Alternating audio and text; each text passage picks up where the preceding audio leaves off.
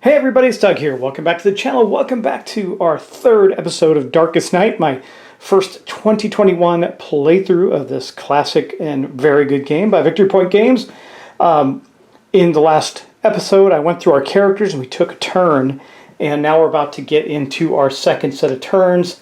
We already had a little bit of bad luck with our enchanter, meaning that she had to use a grace to stay away from the zombies because she failed to elude them with 2 dice and only needing a 3, but them's the breaks. Now, as you can see, the Necromancer has found his way to the village. Now, he doesn't know, the cool thing about this mechanic is the village is big, it's sprawling, right? There's buildings and houses. The Necromancer doesn't know that the Exorcist and the enchanter are there. Specifically, he didn't sense them, he just went to the village.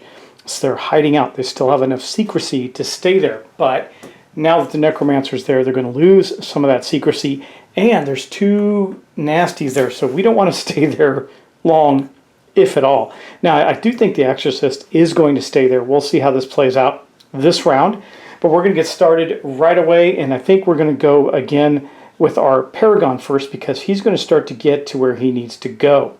And hopefully, we don't have too much trouble along the way. He's not the best fighter in the world, but that's okay. He's going to be accompanied by somebody who is, and that's going to be the knight. So let's get started.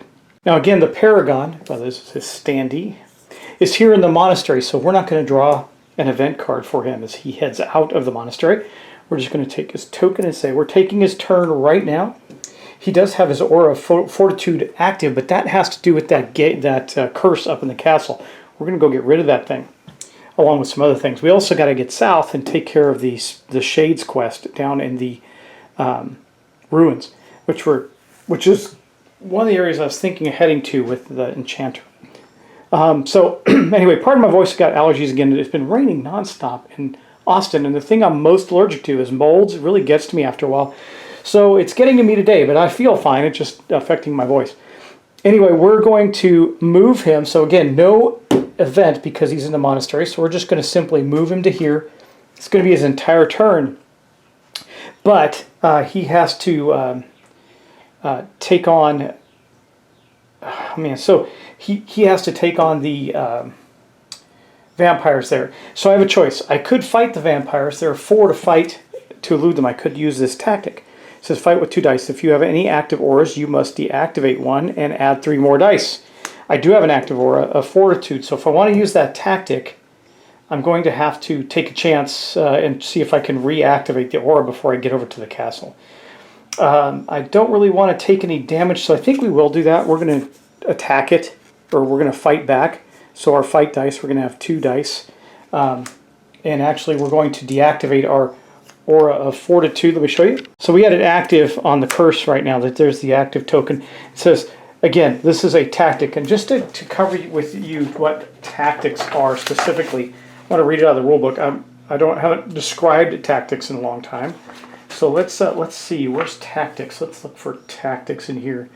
I mean, there's a pretty good glossary at the beginning.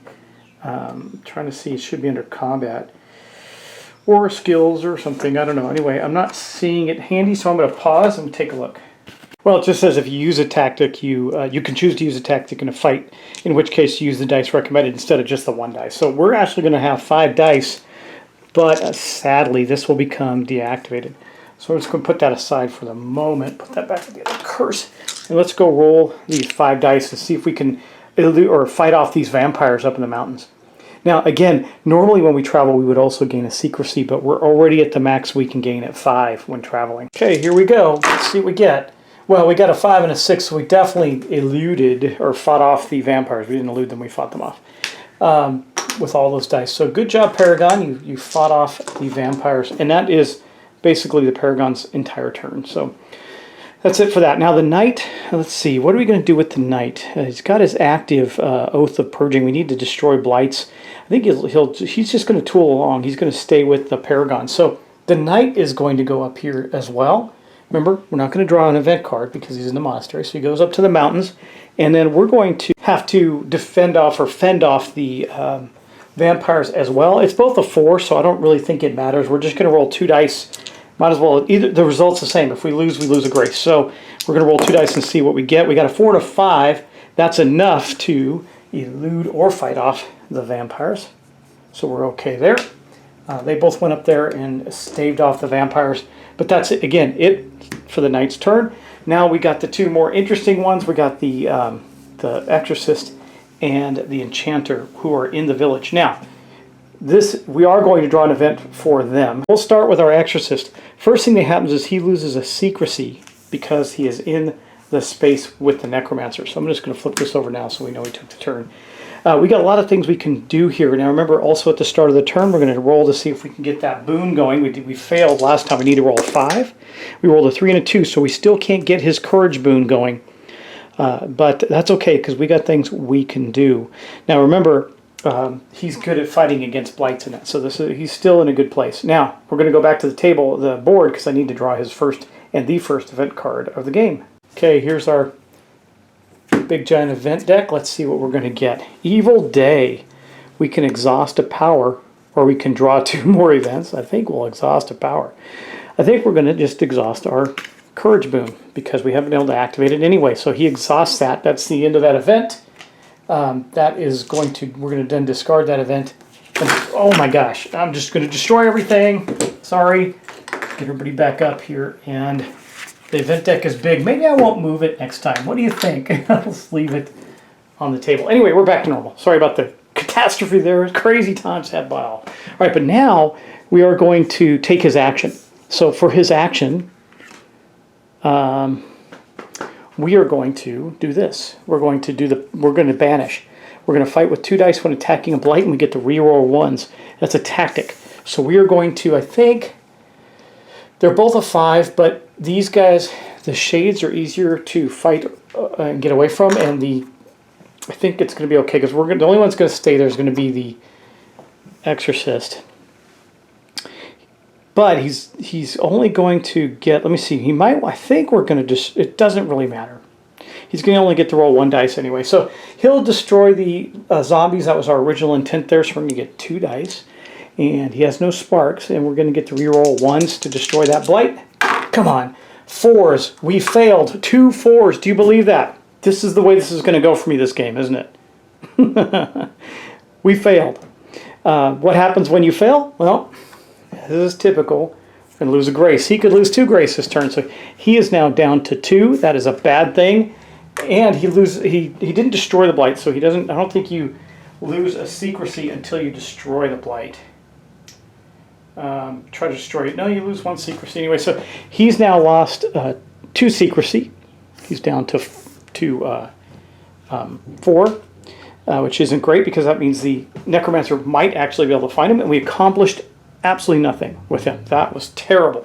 Okay, now let's go on to the our last character, the Enchanter. The Enchanter is going to lose a secrecy. She's in the space with the Necromancer. Then I'm going to draw a card. I'm just going to do it from over here. Okay, she encounters a vile beast. It's 5 to fight and 4 to elude. If we win the fight, we get to take a spark, but it's a 5. She's better at eluding. I think we're just going to elude this character. It says if we win. So I think if we just win the challenge, we're okay. We can take that spark. It'll be 3 sparks. So we're going to elude with 2 dice, and we're going to get to refresh our power, which is our land lore power, in using the Ride the Ether tactic. So he says elude with 2 dice, refresh 1 of your powers. Oh, if we roll a 6. We haven't rolled yet. Luck, the way it's been, I doubt I'll roll a 6. I didn't even roll enough to do it, did I? Yes, I did. I was able to elude with a 4. Okay. So she eluded the vile beasts, which means that she won against that challenge, which means we get a 3rd spark. So we got inspired by evading that terrible vile beast. Now what are we going to do? Well, I think we're going to move. Yeah, here we go. She says, sorry, Mr. Exorcist, this is not a safe place for any of us. I'm leaving. She's already taken damage, so she doesn't want to stay there. She is actually going to head here for this turn. I was going to head them to the castle, but I've kind of changed my tactics. I want to get that the Spawning Shades quest done. We need to get 3 successes. She's got to just fight it out with these terrible shades that are there. Now, it may not go that well, but hopefully maybe the Exorcist can join her and give her some help, but we'll see. But right now she's on her own. If she does fail, she's going to have to get back to the monastery quickly. Okay, well, let's continue on. That is going to actually be the end of her turn. So boom, there we go. That's the end of everybody's turn. So we're going to start the Necromancer's turn now. First things first, we crank that up to another 1. And then we're going to add another time token to this. We're running out of time on the spawning shades. And then, of course, you know what's weird is I lost the black die. I cannot find it. I've looked through the box so many times trying to find the black die for the Necromancer, but it is not in the back or in the box anymore. So I don't know what I did with it. I may have used it in something and forgot about it, but I do have to roll a die for the Necromancer. He's in the village. Let's see what he does. He rolled a 6, so guess what?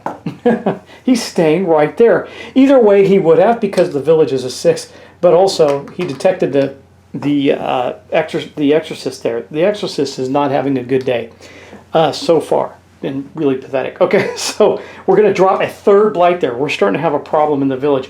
Now the thing is, even if the Exorcist had moved away because of what he just rolled, he would have stayed there. So we're going to draw another map card, and we're going to look in the village. There's an evil presence. Well, we certainly know that. There is an evil presence in the village. So what does that do? Well, it kind of finds us. There's the evil presence token right there, and it only requires a 4. This says -1 die when eluding, and so our ability to elude in that space is now lessened, and it requires a 4. But it doesn't do anything else. However, we already have 3 blights in the village. That is just terrible. The Exorcist should have been able to stop that, and I can't keep leaving the Exorcist there, or he's well, he took a grace hit too. He's taken 2 secrecy hits. If he stays there and fights, he's going to just keep going down, and that's really bad. So I think what we're going to do with this is, so for me to get the Paragon over to the castle with my Aura of Fortitude active, I'm going to have to, it's going to take me 2 turns. So I got to think about this. I think it's worth doing. Anyway, we're going to start, okay, we finished the Necromancer round. We're done with the Necromancer. We're going to go on to, I think, the Paragon again as our first carrot player. So let's go to him. He's not in a space with the Necromancer, so the only thing we have to do is draw an event card for him. I say only thing, but most of the event cards are not great. So let me see. Metamorphosis. Randomly select one of your powers, then spend 1 grace, or place the selected power at the bottom of your deck and draw a card from the same deck. Okay, you suddenly feel as if the fates have spilled ink over the story of your life. What has changed? Do I want to do that? I mean, I don't have a choice. I either select one of my powers and spend a grace, or do this. So I think we're going to not lose a grace because he's not that great at it. The only fight capability I have is, I guess we're going to get rid of, the effusion's so good though. Do I get rid of the aura and then forget about taking this thing on the castle? I just know that whoever goes to destroy that is going to have to lose a grace. That's a thought, isn't it? I'm not sure what to do with that yet. We gotta, oh man, come on. I don't want to lose a grace with him though, but I can get it back. I think, okay, we'll lose the grace. And then for his action, he's going to activate this. Then, of course, he still has to elude the vampires or something. The vampires are there. So I guess he can't... If you have an active aura, you must deactivate 1 and add 3 dice. So he's going to use this tactic, but he's only going to get the 2 dice. But that's better than nothing. So he's going to try and fight off the vampires with his 2 dice. They're right here with him, and it might mean that we end up with 1 grace and have to go right back to the monastery. That'd be awful. But we rolled a 6, so he actually... he fought off the vampires again. Good job, Mr. Paragon. Okay, now that's his turn. So next up, I think we'll go with the Knight. The Knight's up for destroying some blights, but first we have to draw an event card. Watchers. Okay, so we're going to compare this to our darkness level, which is 2. So it's going to be these guys right here. We don't fight them at all. We lose a hushed word, a sudden stillness, eyes in the dark. So what we have to do with these guys, and these numbers up here have meaning. I'll if I encounter a reason to tell you about them, I will. But we're going to just elude them, and if we fail, then we're going to have to roll or lose a secrecy. So we do have the ability, a tactic of sprint. We're going to sprint away from them and try to elude them. We succeeded again, doing good against the events, not doing good against some of the other things. And then we're going to take on the vampires, okay? Now I have to roll a 6 again, of course, but it's better than a sharp stick in the eye. Let's see if we can get these guys done. Let me think. Do I want to move or do I want to fight these guys? I got to really think about this. So we're going to get 2 dice to fight. If I can succeed at this, I'm at my max grace. So it doesn't really matter whether, if I lose a grace. I can attack him again next turn or move with the Paragon. Let's, so much to think about. Let's do it. We're going to go for it. Come on. I've got a 5 and a 6. Wow. Okay. Splat. We actually destroyed that. We're going to lose a secrecy for destroying the blight. Boom. It is destroyed. We would have gotten an award for that, but we don't have to. When it's and it's active, I get +2 dice. I would have had 4 dice to fight that thing. Doesn't matter.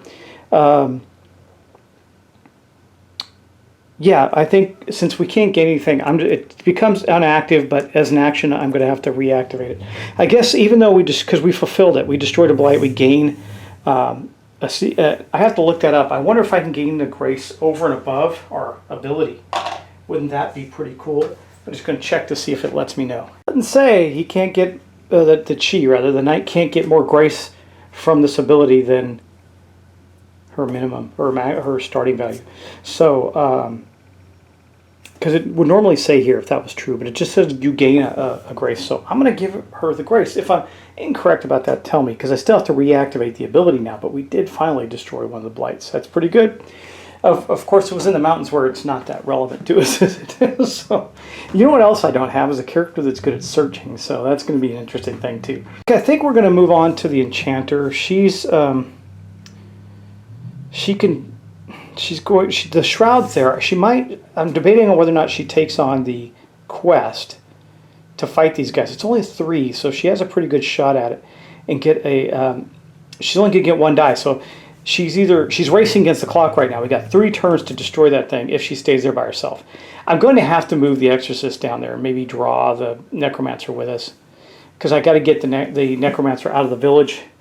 Then maybe the knight can reactivate the Oath of Purging and head into the village herself to destroy that. We'll see. Okay, well, let's do that. Let's start with let's take a chance and start seeing if we can complete this. Quest. I mean, we're always racing against time in this game, but with this quest, we're really racing against time because we have to succeed all 3 times. A 5, that is fantastic. So guess what? We actually got the first of. We have fought off these guys here for each success, which we only rolling 1 die. We're just going to get 1 check mark there, but that's getting us ahead. And if I can move the Exorcist down there, maybe we can knock it out faster. Speaking of which, oh wait, you know what I forgot to do? I forgot to draw her event card. Setback, count the blights in your location. 1. Spend a spark or lose a secrecy. That's a no-brainer. She will spend a spark. In fact, you've got to remember she's got extra sparks. It says, you failed again. It always goes wrong, and every day the sky is a little darker. Why even try? This is the thing I always have to remember, is to draw the event card, because you get excited about what you want to do with your turn. There's something about the fact that you don't draw an event card in the first turn that makes you forget later on. But anyway, it is what it is. We solved it anyway. We are now correct. We have a correct number of encounters here. Okay, so she did that. She succeeded at that. That's the end of her turn, and that's it for her. And then we're going with the Exorcist. Poor Exorcist is in a space with the Necromancer, so he's going to go down to 3 secrecy. Almost want to run him back to the monastery for a moment, but we're not going to do that. And I forgot to put the secrecy back up to 5 with the enchanter when she moved down here, so I just fixed that. Okay, so he is going to move. He's going to head down here to help out the enchanter, and that means he goes back up to 4 in secrecy. And since that blight doesn't do anything, that's all that happens. That's the end of his turn. Pretty quick turn, another round of turns for us. Let's go back to the Necromancer now. We're going to start the darkness track. We have no clues. This always happens to me. I tell you, it takes about mid-game I finally start getting some clues, and I start to panic. So anyway, not like reals, it's just a game, but you get the idea. All right, so we're going to go take care of the Necromancer's turn. And to do that, we start by pushing the darkness track up by 1, and then we're going to add another time token to this this quest. We got to both hit that this turn and succeed, and then we'll complete it and get a supply cache. That's a new skill. That's pretty cool. Okay, and then we have to see where the Necromancer is going to go next. We'll see. I hope that the Necromancer rolls poorly. A 5. Where's a 5 going to take us? Okay, that's fine. He is actually... Wait, a 5. He does see... He sees the Exorcist. The Exorcist had a 4. He's got an idea. He goes, the Exorcist, man, that guy, he ran out of the village. I'm going to follow him. We're going to go right there. So we got a big pile up here in the ruins now. And then we're going to drop another blight there that will now be protected by the shroud. So this was not really great. I wish the Necromancer had rolled just a little lower. But we are now in the ruins. Let's take a look. The ruins, oh, one of the worst ones ever. This is one of the worst, by far, worst ones ever. And it's protected by the shroud. This game is not going well. So this is a desecration. Desecration's by far one of the worst things in the game. As you can see, every round it's going to tick up, give us an extra tick on the darkness track. It's only 4 to destroy, but we have to destroy the shroud first. And the Necromancer's there, and we're trying to complete the quest. Yeah, so we have to have a change of tactic here. We'll see. But anyway, that ends the Necromancer's turn. We're going to go back to the characters' turns. I think I'll do one more round for y'all, and then we'll stop there. The easy thing is going to be the Paragon first. He's going to move, and he's got his Aura of Fortitude against curses. So that means he's just going to move to the castle. He's fine. And that's it for his turn, though. Doesn't get to do anything else. He's fighting. Yeah, that's not good. All right. Well, I think our knight is also going to move to the castle, so we'll take care of our knight next. The castle's one of the easiest places to search, though. We can get relics and stuff from the mountains. I actually think I might leave the knight there for a round. Oh, I forgot the Paragon. Oh, Paragon's already a max secrecy. I think I'm going to leave the knight there, and we're going to try to search, which is a difficulty of 4 in the mountains. We have to roll 4 better. Come on. A 6. Perfect. Perfect. What does that mean? We get to draw a map card now in the mountains and see what we might get.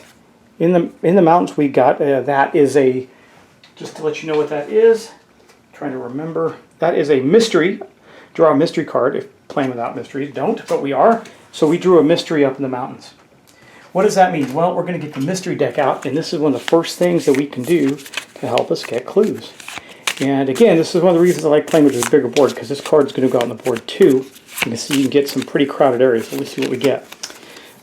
The obelisk, a monument of weathered stone from a bygone era, covered in strange markings. Will this lead to answers or only another mystery? So the first thing that happens is we get 2 clues. And then as an action, we can draw another mystery and then discard this one. This is good for us. So the first thing that happens is we investigated the obelisk. It immediately gives us 2 clues, which is very useful. So now we have 2 clues there. And we may get to draw another one. So that was a good turn for the knight, actually. That worked out okay because we were successful in our search. The Paragon is going to see at the castle if he can get more abilities. Maybe some more fighting capabilities. But that's his turn. So I think we're going to go with the enchanter. And the reason I'm going to go with the enchanter now is we're going to try and finish spawning the shades. Now, since we're already near her board, I'm going to let you know that we have to drop that by 1 because she's in space with a Necromancer. And then, you know what? I did not draw the Paragons or the Knight's frickin' thing. So this is the Paragons. He might lose a secrecy on it, but if compared to secrecy, his secrecy is a 5. I got to remember, you're going to kick me, guys. I'm going to do this all the time and have to double back. I'm sorry. His secrecy is a 5+. So basically, we have to roll or we lose a secrecy. It says the rotten smell informs you that this one, like most of the Necromancer's minions, has been dead for some time.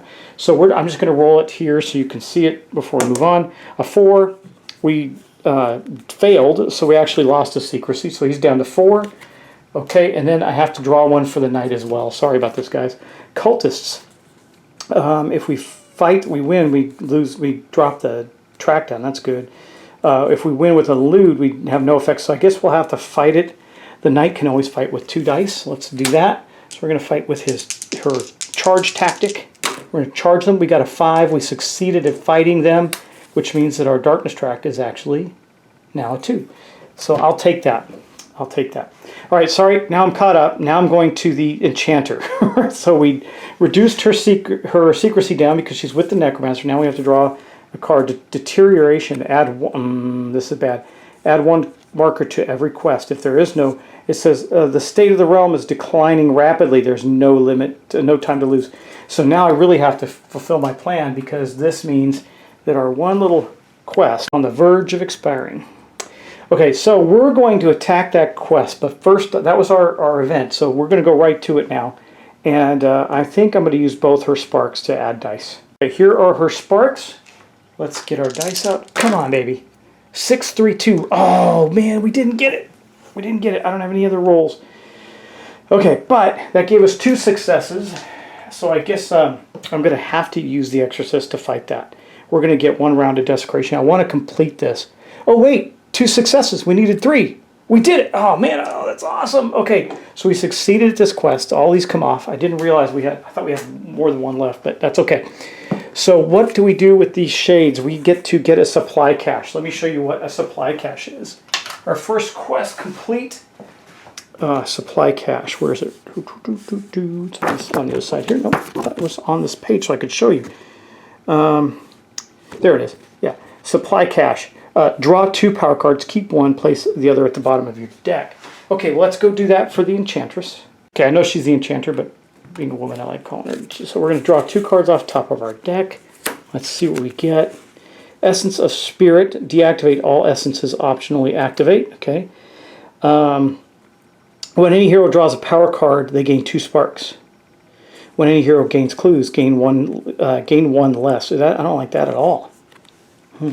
Okay. Essence of Water, deactivate. Okay. -1 search difficulty at all locations. When a hero loses secrecy, they lose 1 more than normal. I don't like that either. I don't like either of these. I guess I'll take the Essence of Water. I will probably never activate it because it requires an action. Or we can optionally deactivate it. So I'm gonna. She's getting a little crowded already with our power, so there we go. And we will put this other one at the bottom of her power deck. Yeah, I'm not thrilled about that. It's a give and take there I don't like at all. Anyway, that's going to mark the end of her turn. And then last but not least this round, we have the Exorcist. Okay, well, I kind of did what I wanted. So we're down to 3. He is going to... Now, we're not using this power right now. We can't because we've exhausted it. So we're going to simply do our tactic right here to try and destroy the shroud in there and get rid of it so that we can then destroy the desecration. I don't know if he's going to be able to stay there and destroy it, which means we're going to take a couple of hits to the darkness track, but we'll see if we can pull it off. Anyway, I'll just flip this card now. We still have to draw an event card. Let's do that. Black banners. Count the blights in your location. There are 2. We're going to have to deal with a lich. It says the emblem bores through your eyes and sinks into the pit of your stomach. It's the black banner of the Necromancer. So we're going to fight or elude. I think we only get a bonus for attacking. So I think we're just going to, it doesn't matter. We'll elude. We're only going to roll a 1 die. Either way, we're going to win or lose a 1. So we did not win. And that means we are going to take another hit to our grace. That is not good. And now I have to roll 2 dice against this blight. If I fail, bad stuff happens. A 6. We did not fail. But the Exorcist is down to a 2 secrecy as well. So very likely the Necromancer is going to stay here, but we did get rid of the shroud. That was very, very helpful for us. We were able to accomplish something. Now, you think, what else do you get? Well, nothing. We defeated the shroud. That's what we did. The Exorcist used his ability to get rid of that. His banish, he banished it to the nether realms to help us out, and that is going to mark the end of all the characters' turns again. So here we are back around. Now, normally we would go back up to a 3, but because of the desecration, we go to a 4. How fun is that? Okay, now we don't have any more quests on the board, so we don't have to worry about adding time tokens to a quest. And we're going to see what the Necromancer does. He rolls a 5, which means he's going to stay put because he can see the Exorcist there, and also the enchanter, I believe. Even the enchanter is vulnerable at a 5. So he's going to stay there. Let's draw a map card and see what we're going to lay down. Hopefully it's nothing that's going to re-protect that. In the ruins, Flux Cage. Oh, this is another fun one. We lose a secrecy when we enter or leave. Basically, there's this cage, this energy cage around the area. And because of that, when it notices, it like flares up when we move in or out of it. So that is a flux cage, and here's what the artwork looks like. It's a forest covered by a big dome of energy. It makes sense. The Necromancer went there, is trying to protect this desecration, because the desecration gets us much closer to ruining the world, right, and getting to the monastery. So and getting him more powerful. So he wanted to do that. That's a very good move on his part. But that's going to be the end of our round and the end of this episode. So I hope I didn't make any mistakes. I think I caught all backtracking all the events. I'm going to tell you, I'm going to make you crazy with that one. But every time I've played with anybody, we always do that. We always forget the event at first and go, oh, we forgot the event, and go back and do it. I'm going to try my best to remember. I have a sticky note telling myself, don't forget events. Anyway, I will see you in the next episode. I hope you're enjoying this playthrough of Darkest Night.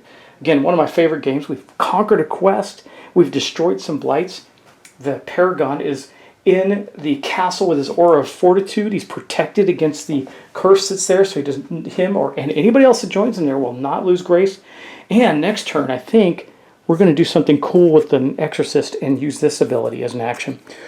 One hero at your location gains 2 secrecy. Then all heroes at your location have less secrecy, which will then be the enchanter, because I'm going to take the enchanter's turn first. If she stays there, well, we might stay there. She's not good at destroying things. I don't know if she will stay there. We'll see. She's good at searching. We could search that spot, see what happens. Anyway, we can gain some extra secrecy with that. We'll see what happens next turn and as we play through. So take care. I'll talk to you in the next episode. Please like, share, and subscribe, and I'll talk to you soon. Bye-bye.